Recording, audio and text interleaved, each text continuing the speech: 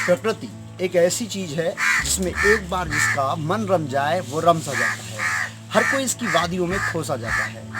नमस्कार, मैं भूमिपुत्र आपका स्वागत करता हूँ द ग्रीन आर्मी के प्रोग्राम इको एक्टिविस्ट में, जिसमें हम आपको अभी तक मिलाते आए हैं और आगे भी मिलाते रहेंगे ऐसे लोगों से जो निजी तौर पर अपने आसपास प्रकृति को संरक्षित रखते हैं। तो आइए आज मुलाकात करते हैं आज के नए मेहमान से।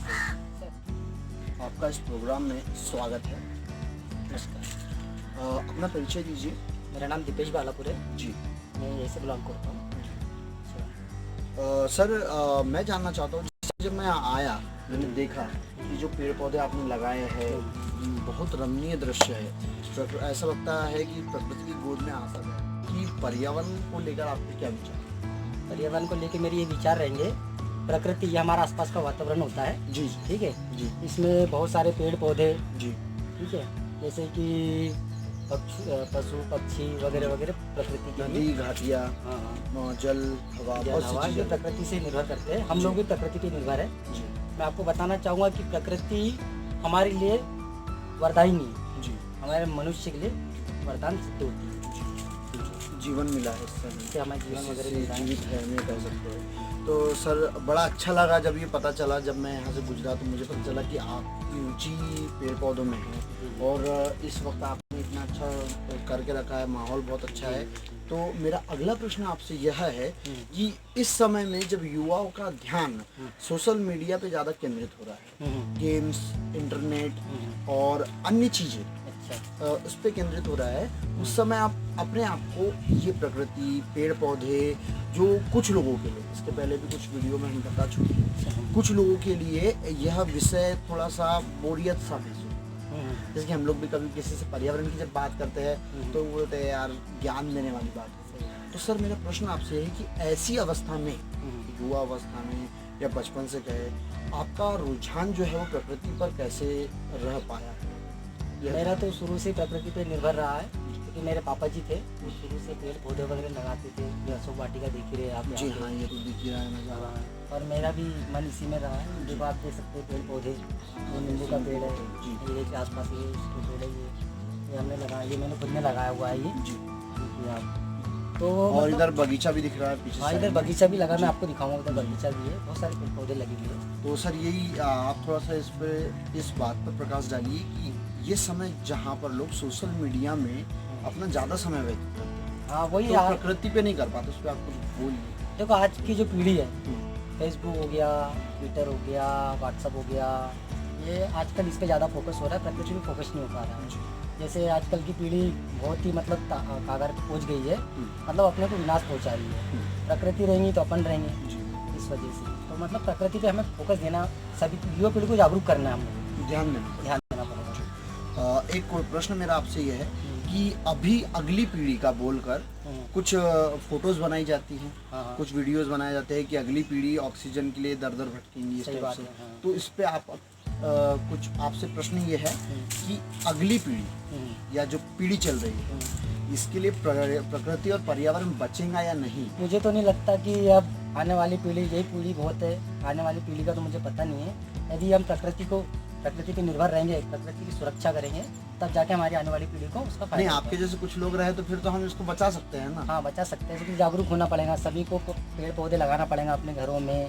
जागरूक, आपने एक शब्द बोला है जागरूक, तो कैसे जागरूक बनाई जाए, क्या किया जाए जागरूक? सभी को अपने घर में 2 पौधे प्रति व्यक्ति पर पौधे लगाए, वो भी अच्छा है, उनको रोज पानी दे। ऐसे बड़े बड़े पेड़ पौधे हुए तो हर एक व्यक्ति की सोच होनी चाहिए। आज के समय में, आज के समय का व्यक्ति सोचता नहीं है, वो पेड़ पौधे लगाने जाता है, व्हाट्सअप फेसबुक वगैरह इसी में अपना टाइम वेस्ट कर रहे हैं। तो पौधे लगाना, जैसे कि आपने कहा कि पर पर्सन को एक पौधा लगाना, प्रति व्यक्ति एक पौधा।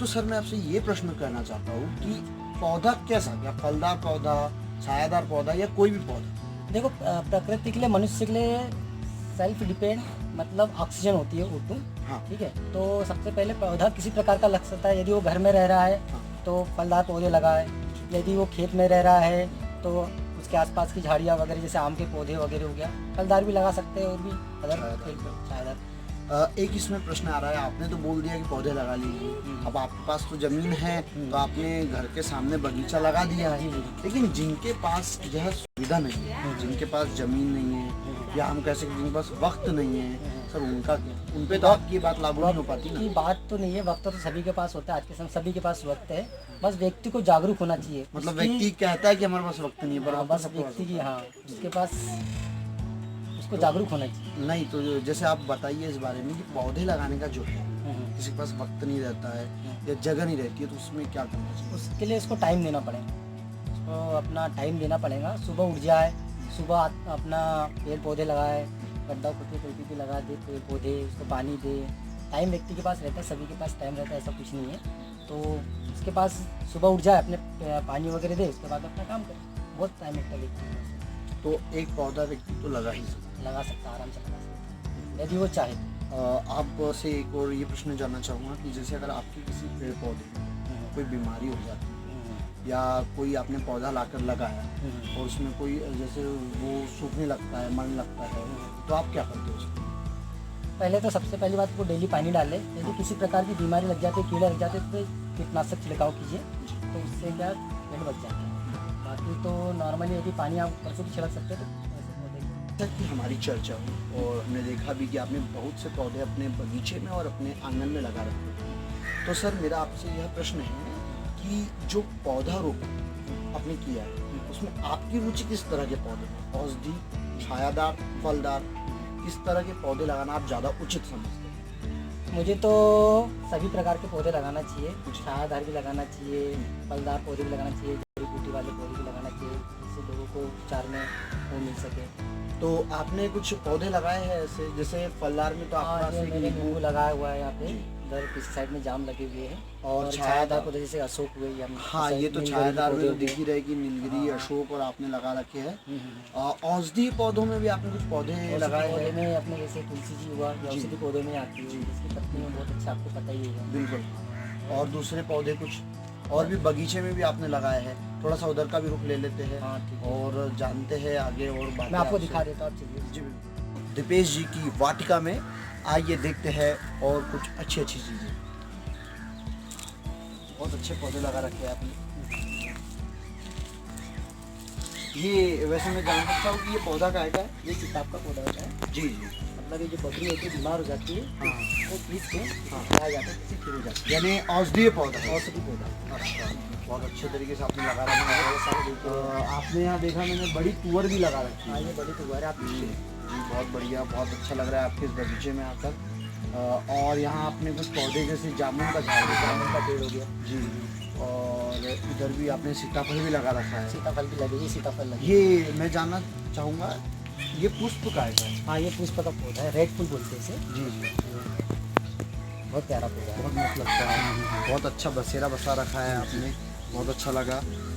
एक प्रश्न मेरा यहाँ अंतिम प्रश्न कह सकते हैं इसे कि इतने बिजी शेड्यूल में जैसे आपने बताया कि आप जॉब भी करते हो, तो उसके बाद और घर से अधिकतर बाहर भी रहते हो, बाहर भी। फिर भी ये जो करके रखा है, तो आपके घर वालों ने और आपने बहुत रमणीय जगह है, मस्त अच्छा लग रहा है, इच्छा जाने की हो नहीं रही है, तो इतना अच्छा करके रखा है। तो सर आपसे ये है कि ये जो पौधे आपने लाए, ये यहीं से लाए या इधर उधर से आप लेकर आते हो, कैसा क्या है? ये मतलब लाते भी है जी, और खरीद के भी लाते हैं, और किसी का से लेके लगा लेते हैं, जैसे कलम हो गया। जैसे आप पन्नी में तैयार करते हो इन्हें या नहीं करते हो? मैं पन्नी में तैयार नहीं करते, हम लोग डायरेक्ट जमीन पे लगाते हैं। हाँ, जैसे कोई अगर ले जा रहा है आपके यहाँ से तो कैसे ले जाता है? तो हम लोग उसको तोड़ के देख ही रहे हैं आप, हाँ। इतने सारे पौधे, हाँ, इसमें सीताफल तो बहुत सारा हाँ, तो दिख इसमें रहा से है एक यहाँ पौधा पे। तोड़ के देते हैं जड़ से ही। हाँ, जैसे अगर किसी को चाहिए तो आप अपने पास से जो पौधे या बीज निकलता है उसको दे दें। हाँ, उसे ये भी जैसा भी दिख रहा है, यहाँ पे बीज है, हाँ। ये सब बीज दे दो तोड़ के। ठीक है। तो एक प्रश्न आपसे यह है कि बीज से पौधा होगा या पौधे की कलम से पौधा बने, आप किसको उचित मानते हो ज़्यादा? दोनों को। दोनों को, मतलब लेकिन आपने तो पन्नी वाले को ज़्यादा ही नहीं करके बीज को ज़्यादा महत्व दिया है। बीज से क्या रहता है, डायरेक्ट पौधा निकल जाता है, उसमें गारंटी रहती है, हाँ। और कलम से कलम लगाने में पौधे थोड़ा को सा दस रिस्क आता आता है। है। हाँ, एक साल में। बहुत अच्छा लगा आपसे मिलके। जो भी आपका जो कार्य है वो चलता रहे, यही मैं चाहूँगा। धन्यवाद। तो दोस्तों, देखा आपने कि किस तरह कोई पर्यावरण के प्रति इतना रुचिकर हो जाता है कि एक आसपास पूरी प्रकृति की वाटिका ही सजा देता है। नमस्कार और धन्यवाद। मिलते हैं अगले एपिसोड में अगले इको एक्टिविस्ट के साथ, तब तक के लिए विदा चाहता हूँ।